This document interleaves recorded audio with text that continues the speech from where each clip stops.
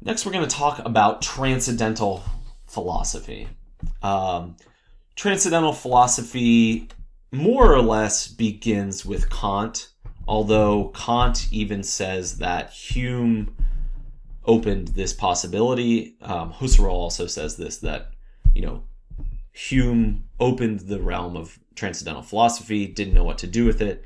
Kant actually began exploring it and describing certain aspects of it, but misinterpreted what its significance was, and therefore doesn't actually engage in real transcendental philosophy. He sort of takes the first step through the doorway and then kind of steps back out. Husserl is, the one who really takes transcendental philosophy, transcendental phenomenology, and runs with it. And Merleau-Ponty actually has a kind of ambivalent view about transcendental phenomenology. So at times he's very critical of Husserl. If you go too far with the idea of transcendental phenomenology, you basically get to this full reduction, complete reduction. Consciousness devoid of any engagement in the world, consciousness in utter separation from the body and from the world and from history and from language. Merleau-Ponty does accept certain aspects of transcendental phenomenology, this kind of move to absolute consciousness. He does think that we have phenomena which evidently show that consciousness has this transcendental depth to it, which goes beyond the world, beyond the body, beyond language. But he makes it equally important that we are in the world and engaged in the world, and that consciousness is in and of the world, and in nature. So he still is doing transcendental phenomenology, although he's also critical of Husserl's way of approaching transcendental phenomenology. So transcendental phenomenology and transcendental philosophy investigate the ground of experience. They investigate the possibility of experience. What are the conditions and structures of experience? How is it that we experience a world? What is accomplished by our subjectivity, by our body, such that we can experience the world in the way that we do? And Kant famously has the Copernican revolution of thought, and that is really key to what transcendental philosophy is. Critical philosophy, as it's called. He has the critique of pure reason and the other two critiques. Critical philosophy investigates our ability to understand and to investigate. So it's not just an investigation, it's a critical investigation of the very possibility of investigating certain realms. So if we want to do science, we have to say, what is the possibility of us doing science? Well, one of the possibilities is going to be that we observe the physical world, right? In order to do science, you have to observe the world. Well, what makes it possible for us to have observations of the world that actually make sense, that actually are useful for understanding the world, right?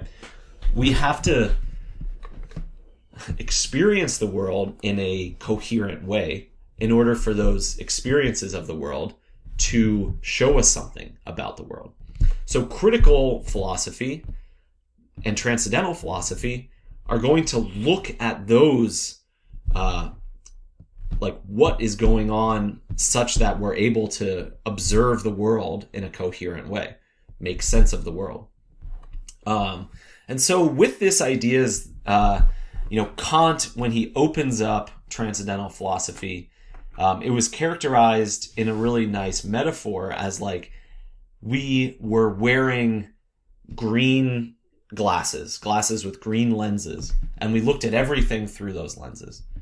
And we never noticed that we were wearing them. We never noticed that everything was turned green by these glasses.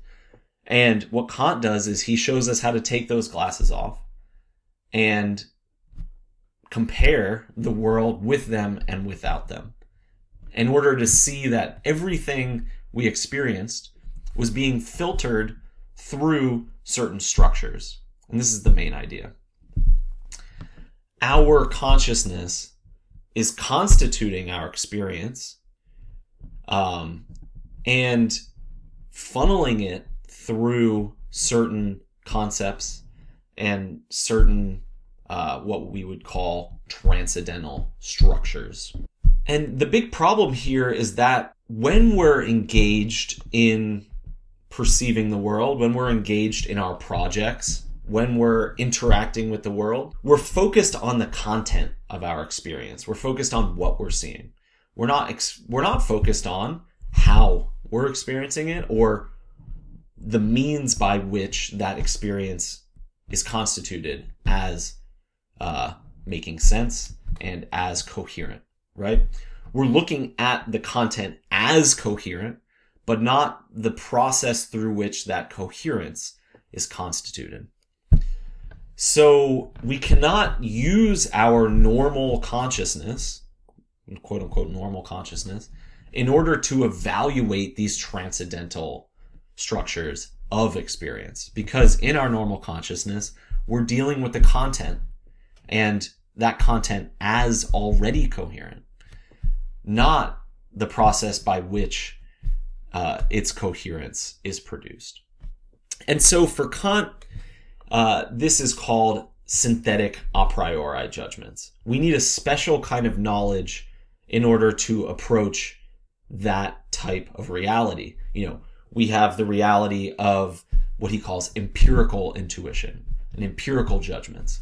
I see a thing and I look at it as a unity. I look at it as having certain properties to it and as having certain causal relationships with other objects.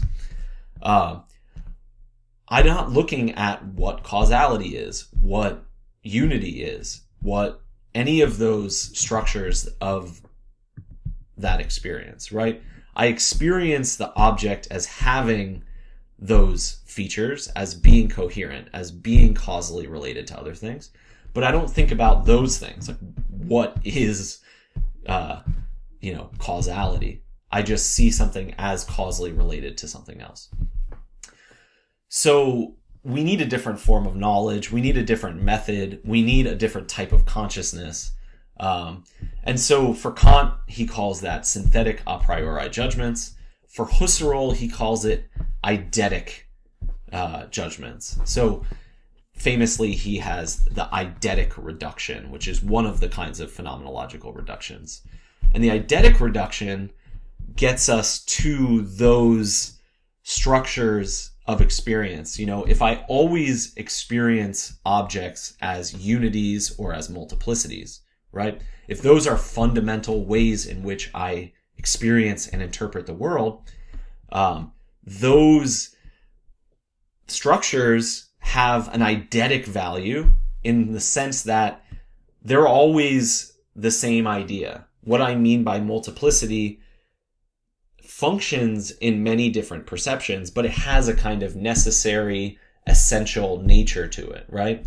So Husserl and Kant want to give us access to that deeper level of experience in which there are essences as necessary, self-evident truths that structure our perception of all different kinds of things in all different sorts of experiences. Now, transcendental philosophy opens this possibility of a new way of understanding our experience, a new path of investigating the mind and perception and all of these things. It opens up a new type of knowledge of the essence of consciousness itself. Consciousness is always, for Husserl, is always of something, right? It has an intentional structure. If I'm conscious of something. I have the idea of a triangle. my consciousness is of a triangle or of lines or points or angles, right? My consciousness is always of something. It's always intending some possibility, some thought, some concept. That intentional aspect of consciousness is part of the essence of consciousness. It's one of its transcendental structures. Consciousness is always structured in this way of being oriented towards some content, some intentional object. So that's one of the transcendental structures of experience. When we're experiencing things, we don't think that I'm thinking about something. Like, that's totally irrelevant to thinking, right? But it's part of that structure of thinking. So we have to turn our consciousness towards that, those structures. And that's what transcendental philosophy does. Now, transcendental philosophy has tended to be overly intellectual. Descartes, Kant, they're both kind of in this realm of intellectualism, where they take the essence of consciousness to be thetic consciousness, right? The activity of thinking, thematizing, having a certain clear and distinct idea as the intentional object of our consciousness, that is one way in which consciousness operates, but they take it to be the essence of consciousness, full stop. And that's the problem that Merleau-Ponty identifies with Kant, intellectualism, with Descartes, and to some degree with Husserl as well. So yeah, basically the most fundamental transcendental structures for Kant are space and time. He calls those the aesthetic form of experience, the transcendental aesthetic. And then logical concepts, which form judgments. That is things like substance, attribute, causality, unity, multiplicity, things like that. So all of our experience, insofar as it's coherent, insofar as it makes sense and is something that we can derive observations in science from, it's going to be coordinated in space-time. And here, space-time is considered geometrically. So it's already something highly intellectual, right? Geometric space, numerical time, quantities of space and time, and logical concepts. Again, logic, geometry. These are the basic forms of our experience, according to Kant. And all of our experience is therefore intellectual. And therefore, transcendental philosophy in this intellectualist Kantian variety pushes us towards fundamental structures that are inherently static, that are inherently intellectual. Now, Merleau-Ponty takes us somewhere very different. He shows us transcendental structures that are in perception and in our embodiment, and in nature. So, first of all, figure, background, relation. All perception is organized by a kind of figure, background, relation, and that's a transcendental structure of perception, right? It's something that organizes our perception that we don't notice in our looking at something. We look at the figure, not at the fact that it is a figure, right? So Merleau-Ponty takes transcendental philosophy and goes to a more fundamental level while still explaining these kind of higher order structurings of experience that aren't immediately evident in our experience, but which organize and make sense of our experience. So one really important notion here is the idea of a norm. A norm is a way of talking about certain transcendental structures. A norm is a really great term. This is kind of metaphorical, or it's a very poetic way of talking. A norm is something non-static. It's not determined once and for all. Norms within society change. And there are norms in different milieus, right? There are certain norms of the classroom at certain times, like when a class is going on. But if you go to a classroom when there's not a class going on, those norms aren't present in that milieu, right? So a norm is something kind of dynamic, adaptable, but it also orients and gives a sort of structure of meaning to a situation, right? We can also think of them as being kind of developmentally evolving and relationally dependent, right? They're not entities. A norm is not an entity. It's not a thing. It can't be entirely made present to consciousness. We can't view it from a single perspective. And yet it makes sense to us. It has a meaning for us, and it helps us make sense of the world and makes things meaningful. There's a really great another metaphor that Merleau-Ponty uses to understand the norm and what a norm is. He uses the idea of a soap bubble. Now, a soap bubble is formed by surface tension in a liquid, right? A soapy liquid. The soap gives a higher degree of surface tension to the water, and therefore it's able to encapsulate air within it. Now, the tension that surface tension holds is basically the tightening of the surface tension of the soapy water and the expanding air of the air contained within the bubble, right? So there's this meta-stable state in the soap bubble of tightening on the surface of the bubble and expanding of the air within, that this surface tension reaches this metastable state, and that metastable state is a norm. That's the norm of the bubble. Now, the bubble undulates and fluxes and goes through dynamic, changes. There's a, circulation of forces on the surface and relations in a kind of dynamic equilibrium. Here I'm using terms from systems theory, open systems.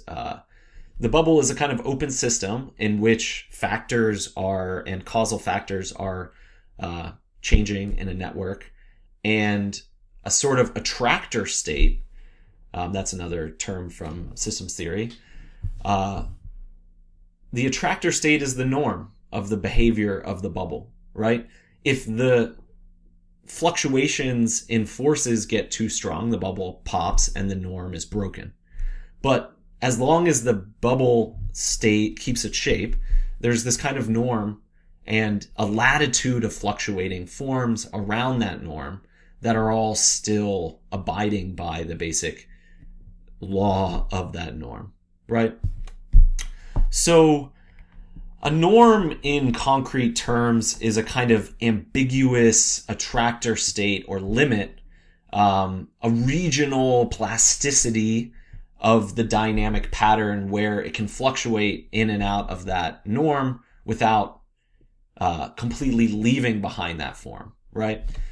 There's a kind of optimal state that bubble will be in when it's at its kind of most round, I guess you would say. That's when the forces are most evenly distributed.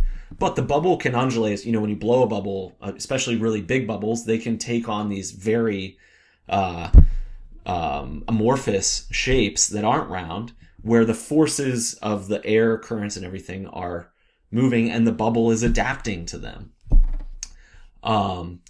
So Merleau-Ponty wants to find that very structure within perception. When we perceive objects, there's a kind of norm to them, which is defined not by the object as a kind of thing in an objective scientific world, but within the world of our milieu, within the world of our understanding, and our cultural history and our embodied way of interacting with things. So the best example of this is a painting, and Merleau-Ponty loves this example. And when we get to Cézanne, we're going to think about this in a really great, interesting way. But when you look at a painting, there's a kind of optimal, perceptual, normative way of doing it, right? If you're too far away, it's no good. If you're too close, again, no good. If you're too much at an angle, too askewed from it, again, no good. And, there's not a universal, objective, perfect, optimal, normative norm here. It's something dynamic, and it's something that maybe there's multiple, right? Impressionism is really big into brush texture. So sometimes you want to get up really close and see that brush texture. And then you want to get back and get that kind of like when all the brush strokes become invisible and it becomes just a gestalt, right? A single whole. So that optimal perceptual norm is something dynamic there and multi-perspectival. But with other things, it's simpler, right? Like, he gives the idea of a triangle. When you think about a triangle, the best way to look at the triangle is straight on, right? If you look at it as skewed, you have to do a kind of mental reconstruction where you say, the angles I'm seeing aren't the actual angles of the triangle. I have to adjust in my mind the fact that it's at an angle and that those angles are distorted because of that. So in that case, like geometrically, there's an optimal norm of that perception, even if it's an intellectual perception. And basically the idea here is that of all of our perceptions, we always are tending towards the optimal perception. We are always tending towards that norm. So when we get around in the world, when we want to look at something in a distance or whatever, we habitually, automatically, spontaneously strive to achieve that norm and to optimize our perception. And that's going to be really important, that basically all of our perceptions are already structured by this tendency to strive for an optimal perceptual experience. Okay, really closely connected with this is intentionality, which I've already touched on, but it's so important that we need to go over it a little bit more. And again, this derives from Husserl. Husserl is really the first one to put a ton of emphasis on this idea of intentionality and show how important intentionality is. And Merleau-Ponty expands even more Husserl's insights on the idea of intentionality. So intentionality, again, is just the consciousness of something, but it's also the very operative activity of our consciousness. Our consciousness is intentional insofar as it is oriented towards experience in a very determinate way, right? Like, what is your intention when you enter into the space of the classroom? You're not just conscious of it as a disinterested observer. You take up that space as a student, as one who wants to learn. You have certain anticipations. You have a certain mood. Certain things are relevant based on that intentional structure. So the intentional structure of consciousness is not just the very fact that it's of something, but it's the way that of plays out, right? So if you're eager to learn, and if you're very, receptive to ideas and to thinking, that's a way of intentionally relating to that space, the activities going on in that space, and things like that. So intentionality is not something actual. And here I'm using classical metaphysical terms. And actuality is something that is present to our consciousness. It's something thetic. It's something that we grasp as a concept. It's not something actual, okay? It's something that animates our way of interacting with actual things. So an actual thing like this microphone right here, the way in which it appears actually in my consciousness, as an actuality in my consciousness, is shaped fundamentally by my intentional structure of my consciousness apprehending it as an actuality. And so intentionality is always excessive. It always goes beyond, it exceeds what actuality presents to consciousness. So something present in consciousness as an actuality has a great excess, an infinite, inexhaustible excess of meaning and sense, made possible by the intentional structure of consciousness that in which that object appears. So intentionality is not something that can be made present. It's not a thing. In this exact same way that a norm is not an object, it's not a thing, so too, intentionality is never an object present to consciousness. It's a kind of way in which we gear into the world. It's the way in which we take up the world. It's a way in which a milieu appears, things appear in a milieu as meaningful, and that milieu is what orients the meaning of the appearance, right?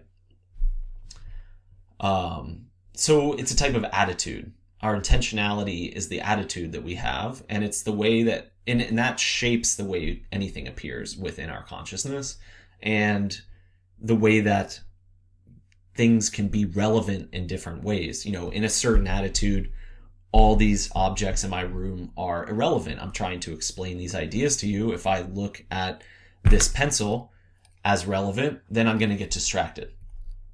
It's now relevant as an example, but before that, it was irrelevant because it wasn't part of the intentional structure of my project at that moment, right? So intentionality touches on a really important metaphysical notion. And, you know, I've already said that phenomenology tables or brackets metaphysics, but Merleau-Ponty wears many hats, as I'll say again and again. And one of those hats is to do metaphysics and is to understand deeper metaphysical realities. So intentional is not actual, but is virtual. And this distinction between actual and virtual is not only a metaphysical distinction, it's also incredibly important for Merleau-Ponty. And it's one of the bigger kind of takeaways from his phenomenology. So there is a kind of metaphysics that arises from his phenomenology, and we'll talk about that more throughout the course. But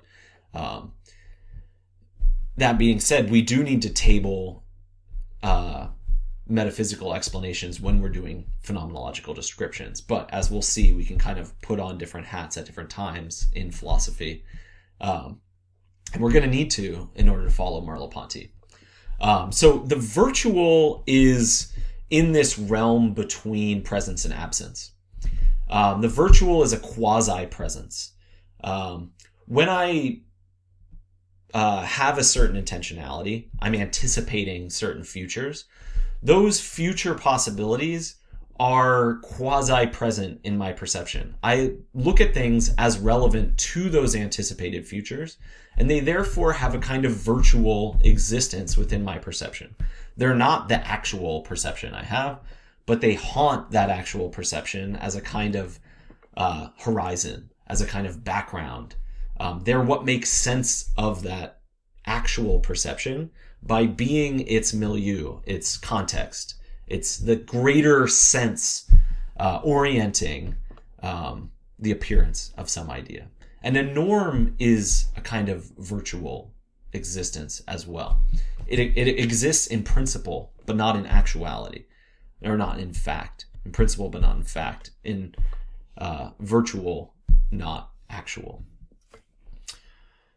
And there's a temporality to this in consciousness that basically the virtual, the intentional, all of that relies on the temporalization of our experience. The past and the future exist virtually while the present exists actually. And that virtual existence of the past and of the future is fundamental, or more fundamental than the present in some ways, from Merleau-Ponty. So intentionality necessarily looks beyond the present. It looks beyond the actual. It's always more than what is contained in a single representation, in a single presentation, in the same way that the appresentation of the back of my screen is quasi-present in the presentation of the screen. I intend the back of the screen. I intend the horizon. When I look at the screen, I intuit immediately the fact that someone else standing over there would be able to see it. I don't actually perceive it. It's not an actual presentation, but virtually it's contained within my perception of the screen. So intentionality is doing a lot of work. It is extending and that's again why I use the term excess. It has an excess of meaning beyond what is actually perceived in any moment. So it's a way of being oriented to things in the world, a way of taking up the world and of relating to it. It is this attitude or emotional depth of our perception of things. And it's not really like simply the quality of a state. It's much more dynamic than that. It's a kind of norm that we fluctuate around, that is dynamic, that is adaptive to different situations. But intentionality is always oriented towards the object in a specific way with a certain quality to that orientation. And that's what makes possibilities. Possibility is again closely related to virtual. It's what makes certain possibilities quasi-present in our perception. It's what makes sense of our world as a milieu, as a kind of complex whole. So the world, the body, others, nature, reflection, all of that kind of like interconnects in the intentional life of our consciousness. So with that, we've already really touched on horizon, but horizon is just such a important and rich term in phenomenology that I wanted to at least touch on it really quick here. Horizon is, again, this receding of presence into absence. On the horizon is it's present, it's there. I see the horizon off in the distance, but it is off in the distance. And it is possible, it's virtually contained in my experience that I could go there and see it. But that exceeds what is present to my consciousness, right? So all perceptual totalities, all figures have this horizon to them that goes beyond them. There's a horizon in temporality as well. You have the present moment, but then there's the horizon of the future and the horizon of the past. They are there in the present. We see that there's a future and that there's a past elongating outside, exceeding beyond the present. They're quasi-present, but they're not present. And lastly, I just want to talk about the idea of institution. Institution is another wonderfully illuminating metaphor that Merleau-Ponty uses. He uses this term in place of constitution. And I've touched on this a number of times. Thetic consciousness, according to Kant and transcendental philosophy of intellectualist transcendental philosophy, thetic consciousness constitutes experience, constitutes coherence, constitutes the validity and coherence and meaning that we experience in the world. So institution is meant to place that same accomplishment, the accomplishment being that coherence emerges in consciousness. He wants to place that achievement, if not back in the world entirely, at least somewhere halfway between consciousness and the world. Institution establishes a quasi-permanent transcendental structure. It institutes a way of making sense. It institutes a way of projecting, a way of taking up the world, a way of engaging with the world. It institutes a norm, right? So a norm is something that is instituted. In the same way that an institution, has certain rules and norms, our perception becomes structured by certain norms that are instituted in our lived embodiment. So there are certain norms of perception. We've talked about this a little bit. I want to sit a certain distance away from my screen in order to have an optimal perception of my screen. And that norm has been instituted in my familiarity, in my habituated way of interacting with it, because of, the embodied peculiarities of those realities, and because of certain habituated, instituted norms of sense making. In a way, anything that is repeatable, like habits and behaviors and ways of interpreting or ways of making sense of a situation, all of those types of existence are institutions.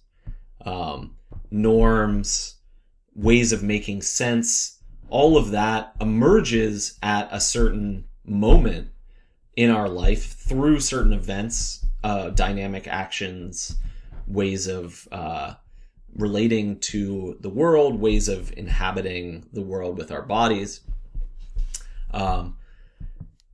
It's in the world that norms and intentional structures are instituted.